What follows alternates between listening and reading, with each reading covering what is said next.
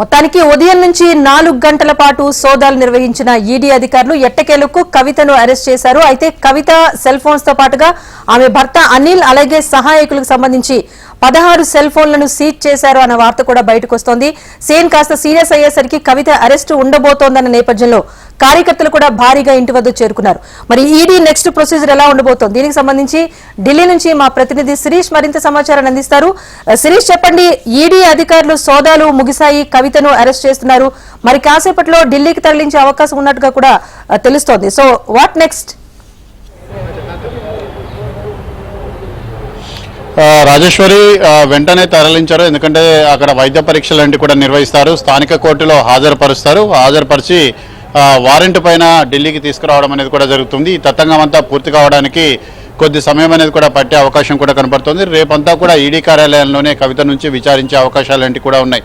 సుప్రీంకోర్టును కూడా ఆశ్రయించడానికి ప్రస్తుతం సమయం అనేది కూడా లేదు. ఈరోజు ఉదయమే సుప్రీంకోర్టులో ఈ కేసుకు సంబంధించిన విచారణ అనేది కూడా జరిగింది. అయితే విచారణ సందర్భంగా కవిత తరపు న్యాయవాదే ఈ కేసును ఈ నెల 19వ తారీఖు వరకు వాయిదా వేయమని చెప్పేసి కోరారు. అంటే కవిత తరపున వాదించాల్సిన కపిల్ సిబాల్ ఈరోజు కోర్టుకు హాజరు కాకపోవడంతో కేసు విచారణను 19 వరకు విచారణ వాయిదా వేయమని చెప్పి కోరిన పక్షంలో కోర్టు వాయిదా వేసింది.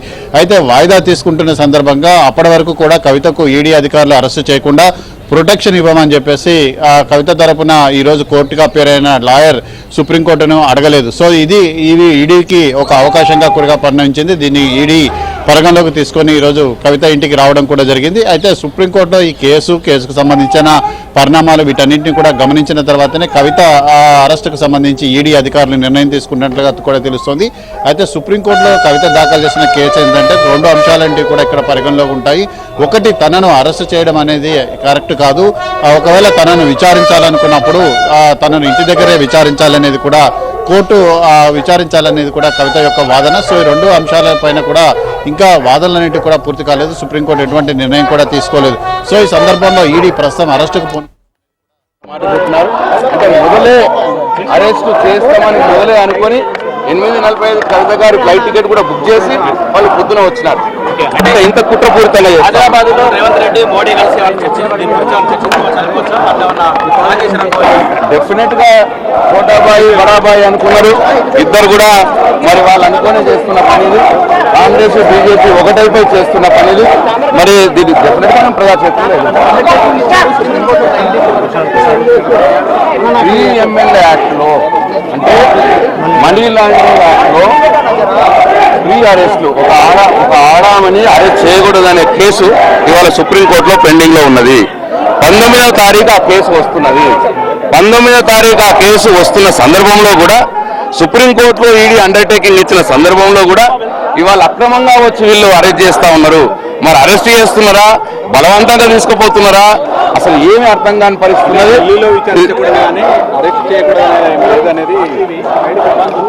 డెఫినెట్ గా అరెస్ట్ చేయకుండా ఏం లేదు అని వాళ్ళు అంటున్నారు. సుప్రీంకోర్టు మాత్రం PMLA యాక్ట్ కింద 19 దానికా ఈ కేసు వింటామో అని సుప్రీంకోర్టు అన్నది. కాబట్టి ఇది పూర్తిగా చట్టానికి వ్యతిరేకంగా వీళ్ళు చేస్తా ఉన్నారు, రాజ్యాంగానికి వ్యతిరేకంగా వీళ్ళు చేస్తా ఉన్నారు. రాజకీయ దురుద్దేశంతో కేసీఆర్ని టీఆర్ఎస్ పార్టీని మరి పక్కన పెడితే ఇవాళ తెలంగాణ గొంతుక ఉండదు. తెలంగాణ ప్రజల పక్షాన అడిగేవారు ఉండరు, తెలంగాణ ప్రజల పక్షాన పోరాడే వాళ్ళు ఉండరు. ఇక సాఫీగా జరిగిపోతుంది. కాంగ్రెస్ పార్టీని ఎట్లన్నా దగ్గర తీసుకోవచ్చు. రేవంత్ రెడ్డిని చోటాబాయి బడాబాయి అని చెప్పి ఆల్రెడీ కలిసిపోయినారు. కాబట్టి ఈ ప్లాన్ తో వాళ్ళు చేస్తా ఉన్నారు. ఎంత విచిత్రం అంటే సర్చన వచ్చినారు, సర్చన వచ్చి 8:45 ఫ్లైట్ తీసుకుపోతామంటున్నారు.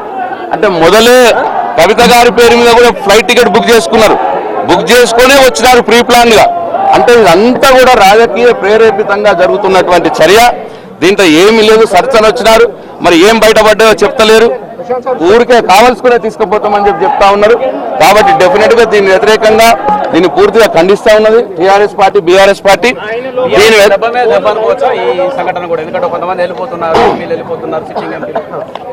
ఇటువంటి దెబ్బలు, ఇటువంటి బ్రేక్లు చాలా చూసినాం మేము. 2001 నుంచి చూస్తూనే ఉన్నాం. కాబట్టి దీనికి మేము ఈ పిట్ట పేర్లకు భయపడేది లేదు. తప్పకుండా బీఆర్ఎస్ పార్టీగా డెఫినెట్ గా పోరాడతాం. అట్లనే కవిత గారిలా ఆమె పర్సనల్ గా, ఆమె వ్యక్తిగతంగా చట్టంలో, కోర్టులో కూడా పోరాడతాం. డెఫినెట్ గా ఆమెకు అండగా ఉంటాం అందరం కూడా. ఎట్టి పరిస్థితుల్లో ఇవాళ ఈ బీజేపీ కేంద్ర ప్రభుత్వం ఈ ముఖ్యమంత్రి రేవంత్ రెడ్డి గారు ఇద్దరు కలిపి చేస్తున్న కుట్రని ప్రజల మధ్యలో పెడతాం, ప్రజాక్షేత్రంలో పోరాడతాం, అందరికి అర్థమయ్యేటట్టు చెప్తాం. డెఫినెట్ గా ఈ ప్రజాక్షేత్రంలో పోరాడతామని చెప్పి షెడ్యూల్ రాబోతా ఉంది. ఈ సమయంలో కవిత అరెస్ట్ బీఆర్ఎస్ పార్టీకి ఎఫెక్ట్ కాదా? ఎఫెక్ట్ కావాలనే వాళ్ళు అరెస్ట్ చేస్తా ఉన్నారు, కానీ ఎఫెక్ట్ కాదు అని మేము చెప్తా ఉన్నాం. డెఫినెట్ గా ఈ కుట్రను మేము బయట పెడతాం. ఇవాళ కేంద్ర ప్రభుత్వం, రాష్ట్ర ప్రభుత్వం, నరేంద్ర మోడీ, రేవంత్ రెడ్డి ఇద్దరూ కలిసి వాళ్ళు మాట్లాడుకొని ఇవాళ కేసీఆర్ గారి బిడ్డ కవితని ఈ రకంగా రాజ్యాంగ విరుద్ధంగా, చట్టానికి విరుద్ధంగా ఇవాళ అరెస్ట్ చేసి తీసుకుపోయే కార్యక్రమానికి పూనుకుంటున్నారు. తప్పకుండా ఈ కుట్రని ప్రజల మధ్యలో పెడతాం, చర్చ పెడతాం, ప్రజల మద్దతు కూడా కడతాం. వీళ్ళకి తగిన బుద్ధి కానీ బీజేపీ నాయకులు స్పందిస్తా ఉన్నారు దీనిపైన. వాళ్ళు ఏమంటున్నారంటే అసలు ఈడీ అనేటువంటి స్వతంత్ర సంస్థ ఆ విచారణకు సహకరించినప్పుడు వాళ్ళు ఏ విధంగా ముందుకు వెళ్లాలో ఆ విధంగా వెళ్లేటువంటి అవకాశం ఉంటుంది. దానికి బీజేపీకి ఏ విధమైనటువంటి సంబంధం లేదనేటువంటి మాటను వాళ్ళు చెప్తా ఉన్నారు. సరే, చూస్తా ఉన్నారు ప్రజలంతా, దేశ ప్రజలంతా చూస్తా ఉన్నారు. ఈడీ స్వతంత్ర సంస్థ, మరి అది ఏ సంస్థనో చూస్తా ఉన్నారు. కేసులు పెడుతున్నారు, ఈడీ పోతున్నది. పోగానే వాళ్ళు బీజేపీ పార్టీలో జాయిన్ అయితే కేసులు కూడా మాయమైతా ఉన్నాయి. మళ్ళీ ఈడీ వాళ్ళని పిలుస్తలేదు. ఇవన్నీ కూడా చూస్తూనే ఉన్నారు. ఈ దేశంలో ప్రతి రాజకీయ నాయకుడికి ఈ పరిస్థితి జరుగుతూ ఉన్నది. మొత్తం ఈడీని, ఇన్కమ్ ట్యాక్స్ ని వీళ్ళని అడ్డం పెట్టుకొని మొత్తం కూడా ఈ భారతదేశాన్ని ఏకఛత్రాధిపత్యంలో రాజ్యమేళాలన్న ప్రయత్నం వాళ్ళు చేస్తా ఉన్నారు. మంచిది కాదు ఇది. ధర్మం ధర్మమే, పైన భగవంతుడు అంటే వాడు ఉన్నాడు. ఈ అన్యాయాల్ని తప్పకుండా ప్రజాక్షేత్రంలో ఎదుర్కొంటారు. అంటే ఇప్పుడు ఇందులో కవిత ప్రమేయం లేకుండానే కుట్రపూరితంగా చేస్తున్నారు. వాళ్ళు కేసులు పెట్టారు. ఆ కేసుల గురించి కవిత గారు సుప్రీంకోర్టులో కేసు వేశారు. సుప్రీంకోర్టు కవర్ ఇచ్చింది. ప్రీ ఎమ్మెల్యే యాక్ట్ కింద అరెస్ట్ చేయడానికి 19వ తారీఖు నాడు ఇది మళ్ళీ మేము నిర్ణయం చెప్తామని 19వ తారీఖు దాకా వాయిదా వేసింది. ఇదంతా చట్ట ప్రకారంగా జరుగుతున్నది.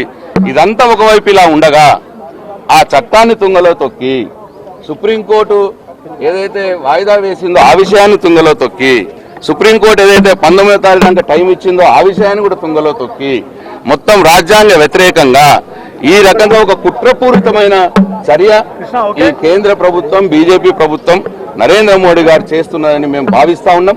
దీన్ని తప్పకుండా ప్రజల మధ్యలో చర్చ పెడతాం.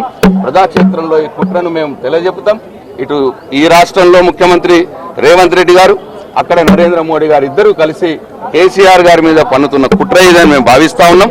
తప్పకుండా ప్రజాక్షేత్రంలో పోరాడతాం. కవిత గారికి టీఆర్ఎస్ పార్టీ, తెలంగాణ సమాజం అండగా ఉంటుందని చెప్పి ఈ కుట్రను బహిర్గతం కూడా చేస్తామని చెప్పి ఈ సందర్భంగా మనం వెళ్ళబోతున్నారా? వాళ్ళు ఢిల్లీకి అరెస్ట్ చేసి తీసుకొని పోతే ఇంకా ఏం జరుగుతుందో తెలియదు. లోపల ఉన్నారు. అంటే మీరు ఫ్లైట్ బుక్ చేసుకొని వచ్చినట్టు, టికెట్ బుక్ చేసుకొని వాళ్ళు చెప్పిన మాట, వాళ్ళు మనం 8:45కి వెళ్తా ఉన్నాము, మిమ్మల్ని అరెస్ట్ చేస్తున్నాం అన్న మాట చెప్పినారు అని చెప్పి మాకు మెసేజ్ వచ్చింది బయటకి.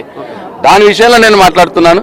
అంటే మొదలే అరెస్ట్ చేసి తీసుకుపోవాలి అని 8:45కి ఆ ఫ్లైట్ లో ఆల్రెడీ కవిత గారి పేరు మీద టికెట్ తీసుకొని వాళ్ళు హైదరాబాద్కి వచ్చినారు. వాళ్ళు అంటే ఎంత ప్రీ ప్లాన్ గా వచ్చినారో ప్రజలు గమనించాలి. దయచేసి ఈ సందర్భాల ఒక ఆడబిడ్డ అనేటువంటి అంటే ఇంత మట్టుకు భారతదేశ చరిత్రలో ప్రీ ఎమ్మెల్యే యాక్ట్ కింద ఒక ఆడబిడ్డను అరెస్ట్ చేసిన సందర్భం లేదు.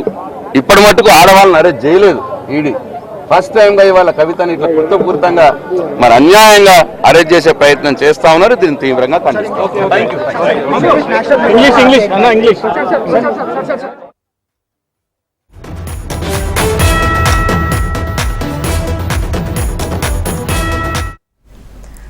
ఉదయం నుంచి జరుగుతున్న సోదాలకు ఈడీ అధికారులు ముగింపు పలికారు. కొద్దిసేపటి క్రితమే తెలంగాణ మాజీ సీఎం కేసీఆర్ కుమార్తె ఎమ్మెల్సీ కవితను అరెస్ట్ చేస్తున్నట్లుగా ఈడీ అధికారులు కన్ఫర్మ్ చేశారు.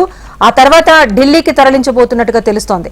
అయితే అరెస్ట్ నోటీసులు జారీ చేసి ఎమ్మెల్సీ కవితను అదుపులోకి తీసుకున్నారు. ఏడాది క్రితం లిక్కర్ స్కామ్ కేసు బయటకు వచ్చినప్పటి నుంచి కూడా కవిత అరెస్టు తప్పదు అంటూ కూడా అనేక ఊహాగానాలు వెలువడ్డాయి. అయితే పలుమార్లు దర్యాప్తు జరిపిన ఈడీ అధికారులు ఎట్టకేలకు కవితను అదుపులోకి తీసుకున్నారు.